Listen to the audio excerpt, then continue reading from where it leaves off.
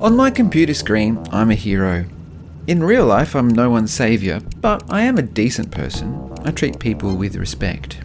So when I really want to escape being me, to be something fundamentally different, I turn to the dark side of gaming. I've been a serial killer in Skyrim, I've tortured prisoners in RimWorld, and I even attempted a racist playthrough of Mass Effect.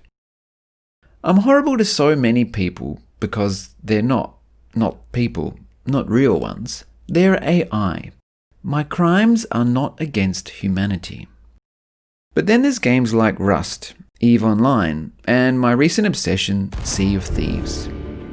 This is a game about being a pirate, about sailing the high seas, trimming the sails, digging up buried treasure, and of course, piracy.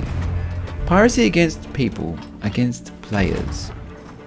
This time, it's not a victimless crime. These avatars represent real people behind their controllers and keyboards. And it's not killing them that turns them into victims. It's not even the sinking. It's the taking all of their stuff. These players have spent the better part of an hour getting loaded up with treasure. They have cross-referenced maps to find the right island, sailed across the sea, oriented themselves using landmarks, located and dug up treasure, defended it from skeletons, and loaded it onto their ship. They earned this loot. They worked for it. And we're gonna take it from them. In Destiny, when I kill someone, I don't get to loot their corpse and take all their hard-earned gear. It's not robbery, it's sport. This specific kind of cutthroat gaming has always existed, but now lives on only in a minority of online games. And they do it in a way fundamentally different from the majority of PvP games. Most games these days have matchmaking to pit opponents of equal skill against each other, to stop pros sitting on noobs. There's a balance between the two sides of the conflict. It's always 1v1, 3v3, or 6v6. They're fair battles arranged for sport and fought for honour. But there's no honour amongst thieves. On the open seas, a solo noob can get preyed upon by 2, 3, or even 4 veteran players. They'll be underskilled, outnumbered, and literally outgunned. It's not a battle, it's a mugging. One side is not a participant, but a victim. A victim who's had the proceeds of their fun taken from them, their night ruined. I personally can't do this to people. I'd feel bad for doing it. Yeah, this is all virtual loot that doesn't mean anything. It's not real. But these virtual items require actual human work to acquire. Isn't it morally wrong to steal the products of another person's labour? Aren't you a bad person for doing it?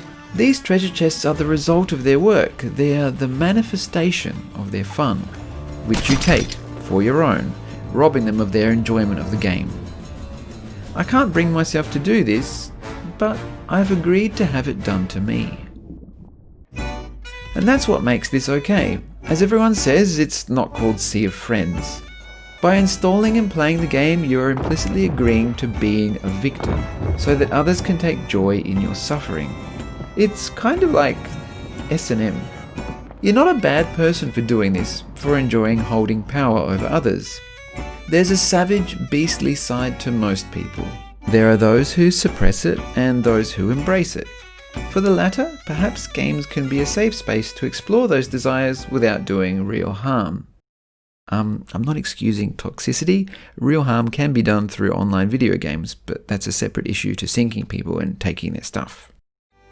Anyways, this S&M analogy implies, however, that the ones taking the beating are also enjoying it. They're not. They're often upset and salty as hell. I know I've been. In gaming, there's no safe word except for Alt F4, but the sadist chasing you will still get all your stuff. Unlike the kink, in games you can't withdraw your consent once you've given it.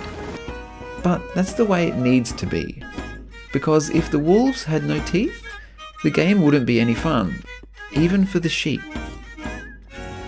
I'm one of the sheep the wolves prey upon. I solve riddles, I dive for hidden treasure, I have fun with friends and strangers alike. Looking online, you'd be forgiven for thinking this is a game about everyone fighting each other all the time, about wolves fighting wolves in a PvP deathmatch. But this has been far from my experience. Part of it has to do with me being not juicy enough of a target. Part of it is me learning how to be sneaky when I'm loaded up with treasure.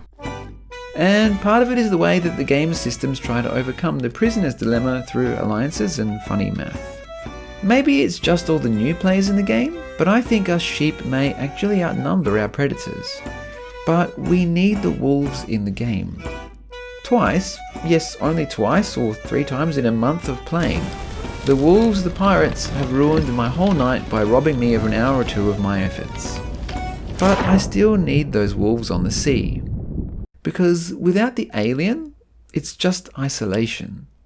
Without Freddy, it's 5 boring nights. And without Slenderman, this is not even a game. Without pirates, it's not the Sea of Thieves.